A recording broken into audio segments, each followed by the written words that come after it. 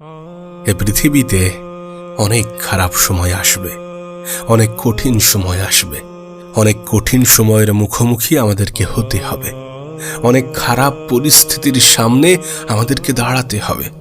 কিন্তু এই প্রত্যেকটা মুহূর্তে, এই প্রত্যেকটা সময়ে আমাদেরকে একটু ধৈর্য ধরতে হবে। হ্যাঁ, ধৈর্য ধরতে হবে, তার কারণ ধৈর্যশীল ব্যক্তিদের জন্যেই রয়েছে সুসংবাদ। দেখুন, এমনটা নয় যে জীবনের প্রত্যেকটা মুহূর্ত আপনার ইচ্ছা চাহিদা অনুযায়ী চলবে। এমনটা নয় যে সব কিছু আমাদের মনের মতো হবে।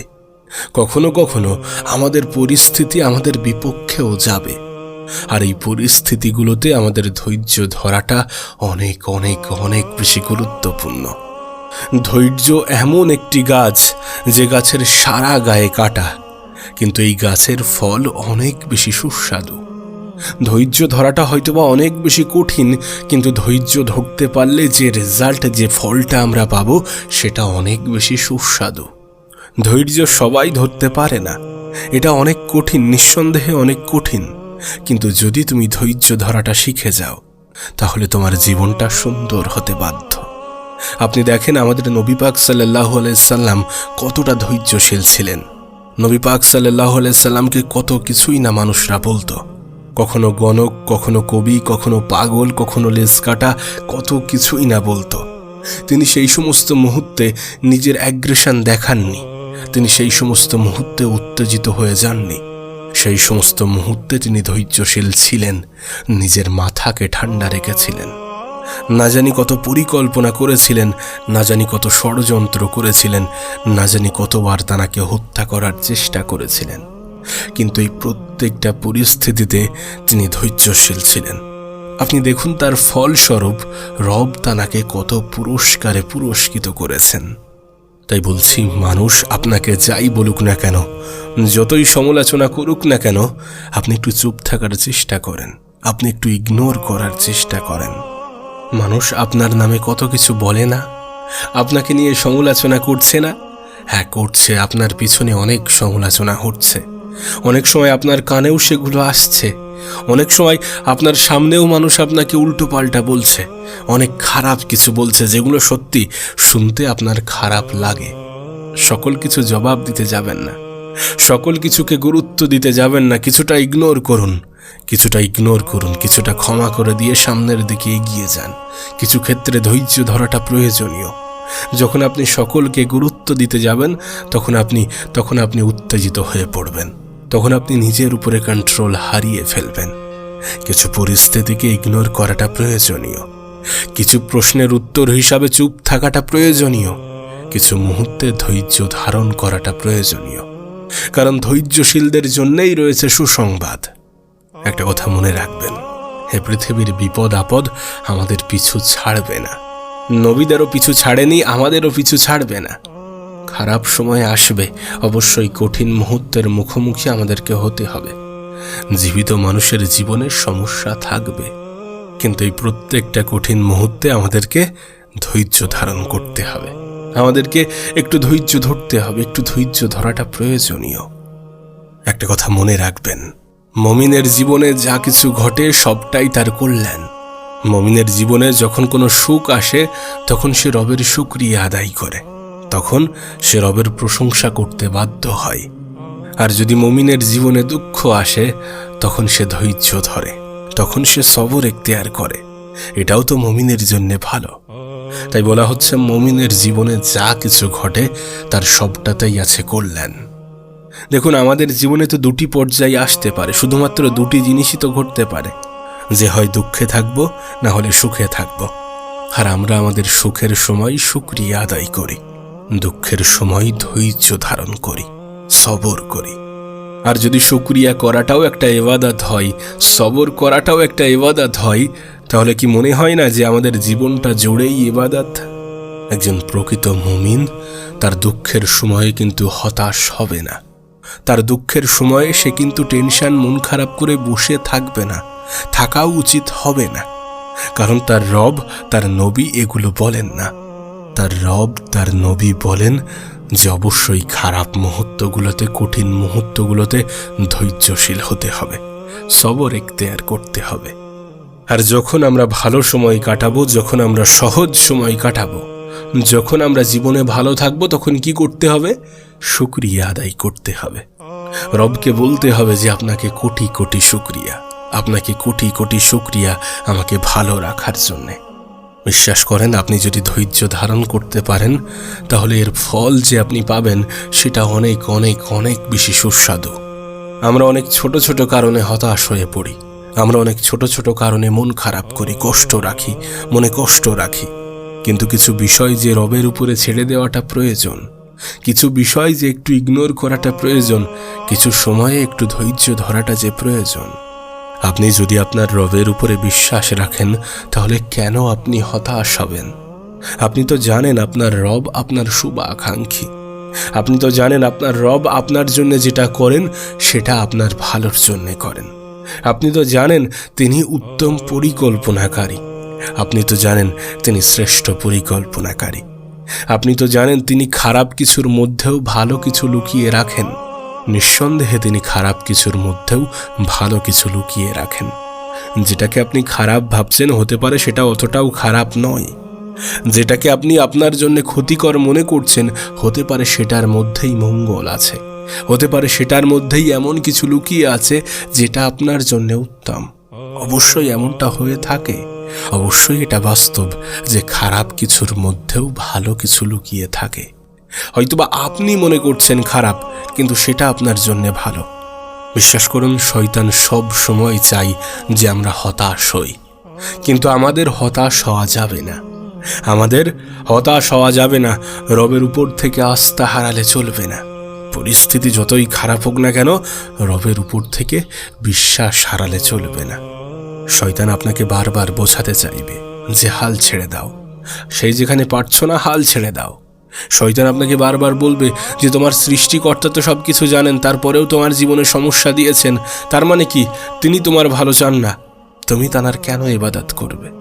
শয়তান সবসময়ই আমাদেরকে নেগেটিভিটির দিকে ঠেলে দিতে চাইবে।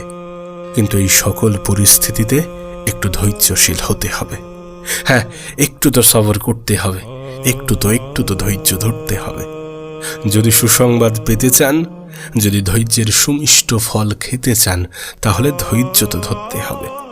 যে কোনো খারাপ সময়কে, যে কোনো বিপদকে ট্যাকেল দেওয়ার প্রথম অস্ত্র কি জানো তো তুমি? যে কোনো খারাপ সময়কে, যে কোনো খারাপ মুহূর্তকে, যে কোনো বিপদকে ট্যাকেল দেওয়ার প্রথম অস্ত্রই হচ্ছে ধৈর্য। যদি জীবনে সত্যি কিছু খারাপ হয়ে থাকে তাহলে সেটা আমাদের আল্লাহই ঠিক করে দেবেন। আমাদেরকে শুধু ধৈর্য ধারণ করতে হবে। তবে তার মানে এমনটা নয় যে ধৈর্য ধরার পরে তুমি হাত গুটিয়ে বসে থাকবে। অবশ্যই তোমাকে চেষ্টা করতে হবে। যদি খারাপ পরিস্থিতি আসে, যদি কঠিন পরিস্থিতি আসে, যদি খারাপ মুহূর্তের মুখোমুখি হও, তাহলে তোমাকে চেষ্টা করতে হবে মাথা ঠান্ডা রেখে, মনের অস্থিরতাকে কাটিয়ে একটু একটু ঠান্ডা মস্তিষ্কে ভেবে তার সমাধানের পথ বার করতে হবে। অবশ্যই আমাদেরকেই চেষ্টা করতে হবে, আমাদের মতো করে আমাদের চেষ্টা করতে হবে। তারপর রবের সাহায্য তো আসবেই। আমরা যখন চেষ্টা করব, আমরা যখন মেহনত করব, আমরা যখন পরিশ্রম করব, আমরা যখন আমাদের মতো করে চেষ্টা করার চেষ্টা করব, তখন আমাদেরকে পথ দেখাবেন কে?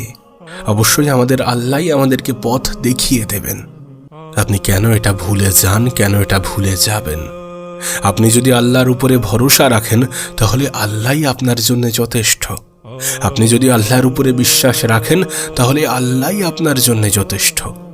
বিপদ থেকে বার হওয়ার চেষ্টাটা চালিয়ে যাব এবং বিশ্বাসটা রবের উপরে বজায় রাখবো, আল্লাহর উপরে বজায় রাখবো। তবে মনে রাখবেন, বিপদ আপদ শুধুমাত্র নেগেটিভ রূপে আসে না। কখনো কখনো এটা আমাদের জন্য পজিটিভ হতে পারে, পজিটিভ হয়ে থাকে। একটা কথা মনে রাখবেন, যে নিয়ামত আমাদেরকে আল্লাহর থেকে দূরে সরাই, ওই নিয়ামতের থেকে বিপদ আপদ ভালো, যে বিপদ আপদ আমাদেরকে আল্লাহর দিকে ধাবিত করে। বিষয়টা একটু ভেবে দেখার চেষ্টা করেন। যে নিয়ামত আপনাকে আল্লাহর থেকে দূরে সরিয়ে দেয়, ওই নিয়ামতের থেকে বিপদ আপদ অনেক ভালো, যে বিপদ আপদ আপনাকে আল্লাহর নিকটবর্তী করে দেয়। আর আপনি দেখবেন, আপনি যখন বিপদ আপদে থাকেন তখন সব থেকে বেশি আল্লাহকেই ডাকেন। আমরা যখন আমাদের খারাপ সময়ের মধ্য দিয়ে আমাদের জীবন অতিবাহিত করি তখন আমরা সব থেকে বেশি আল্লাহকেই ডাকি। তাই এমনটা নয় যে বিপদ আপদের শুধুমাত্র নেগেটিভ সাইডটাই আছে, সেটার পজিটিভ দিকও আছে। একজন মুমিনের জীবনে কোনো কিছুতেই লস নেই, সব কিছুতেই লাভ। যত বিপদ আপদ আপনার জীবনে আসে সেটাও আপনার জন্য লাভ, যদি আপনি সেই মুহূর্তে ধৈর্য ধরতে পারেন, যদি আপনি সেই মুহূর্তে রবের উপরে আশা, আস্থা, বিশ্বাস, ভরসা এগুলো বজায় রাখতে পারেন। যদি জীবন আপনার কাছে একগুচ্ছ হতাশা নিয়ে আসে, একগুচ্ছ মন খারাপ নিয়ে আসে, একগুচ্ছ দুশ্চিন্তা নিয়ে আসে, তাহলে সব কিছু আল্লাহর উপরে ছেড়ে দিন। নিঃসন্দেহে আল্লাহ যা করেন সেটা আমাদের ভালোর জন্যে করেন। না আমরা জানি না আমাদের জন্য কোনটা উত্তম, আমরা জানি না আমাদের জন্য কোনটা সঠিক, কিন্তু তিনি জানেন। নিঃসন্দেহে আপনার রব আপনার দোয়া এবং আপনার ধৈর্য বেকার যেতে দেবেন না। যখন আপনি কান্না করে, যখন আপনি অশ্রু ঝরিয়ে আপনার আল্লাহকে ডাকেন, তখন কি হয় জানেন? সে কান্না আল্লাহর আরশে পৌঁছে যায়। আর আমাদের রব, আমাদের আল্লাহ আমাদেরকে বলেন যে আমি তোমার নিকটবর্তী, তোমার অন্তরের থেকেও নিকটবর্তী। আপনি যখন অশ্রু ঝরান, আপনি যখন আল্লাহকে ডাকেন, আপনি যখন আল্লাহর জন্য কান্না করেন, তখন আল্লাহ তা শোনেন, তা জানেন, তা বোঝেন। আপনি যখন গভীর রাতে জেগে উঠে তাহাজ্জুদের নামাজ পড়েন, যখন আপনার চোখের পানি গড়িয়ে পড়ে সেজদায়, তখন আপনার রব তা দেখেন। সেই পরিস্থিতিতে আল্লাহ আপনাকে দেখছেন এবং তিনি জানেন আপনি কতটা কষ্টে আছেন। সেই সময় আল্লাহর দরবারে আপনার কষ্টের কথাগুলো বলুন। পবিত্র কোরআনে আল্লাহ পাক বলেন, আমার বান্দারা যখন আমার ব্যাপারে আপনাকে জিজ্ঞাসা করে, তখন আপনি বলুন আমি খুব নিকটে, আমি প্রার্থনা করার সময় প্রার্থনাকারীর দোয়া কবুল করি। সূরা আল বাকারায় আল্লাহ পাক অনেক সুস্পষ্টভাবে এটাকে উল্লেখ করেছেন।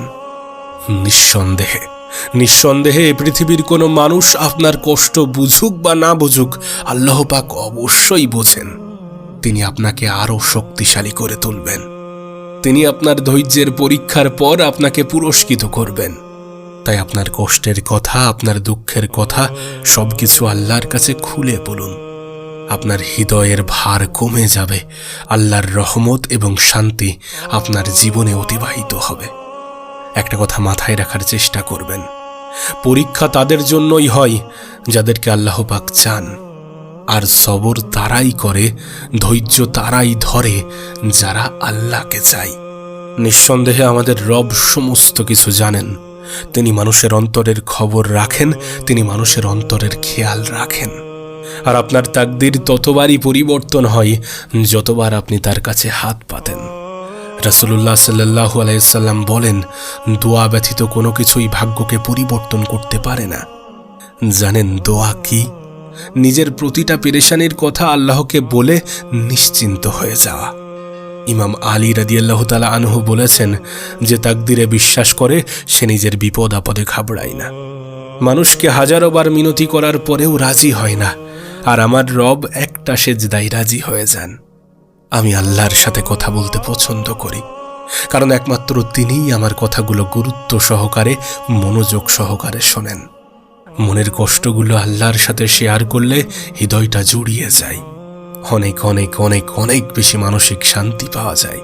কিছু সময় আল্লাহর স্মরণে কাটালে নিজের সময়টা ঠিক হয়ে যায়। আপনাকে বিপদ দেওয়ার আগে আল্লাহ তার পরিত্রাণের পথ বের করে দেন। এই দুনিয়া হয়তোবা আমাদের সাথে নেই, কিন্তু নিঃসন্দেহে এই দুনিয়ার মালিক আমাদের সাথে আছেন। এই দুনিয়া হয়তোবা আপনার সাথে নেই, কিন্তু নিঃসন্দেহে এই দুনিয়ার মালিক আপনার সাথে আছেন।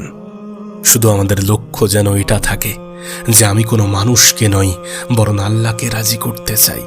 আমার আল্লাহ রাজি থাকুক, দুনিয়া তো এমনিতেই কারোর জন্যে নয়। যদি আপনার শান্তির কানেকশন কোনো মানুষের সাথে থেকে থাকে, তাহলে বিশ্বাস করুন আপনি আর শান্তিতে থাকতে পারবেন না। যদি আপনার শান্তির কারণ এ পৃথিবীর কোনো মানুষ হয়ে থাকে, তাহলে আপনি আর শান্তিতে থাকতে পারবেন না। আমরা যেখানে সব থেকে বেশি আশা রাখি, সেখানে সব থেকে বেশি হতাশ হই।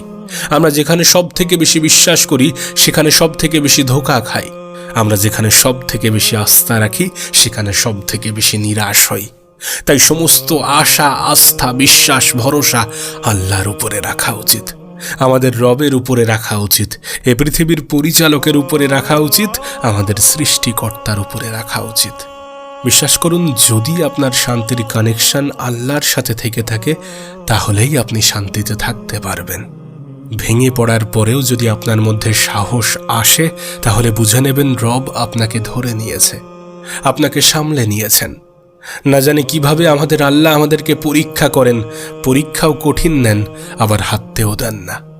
জানেন কেন আল্লাহ আপনাকে আমাকে পরীক্ষা করেন? যাতে আমরা তানার নেয়ামত বুঝতে পারি, যাতে আমরা তানার শুকরিয়া আদায় করি। আপনার কাছে একটা অনুরোধ করব, দয়া করে রবের দয়া থেকে নিরাশ হবেন না।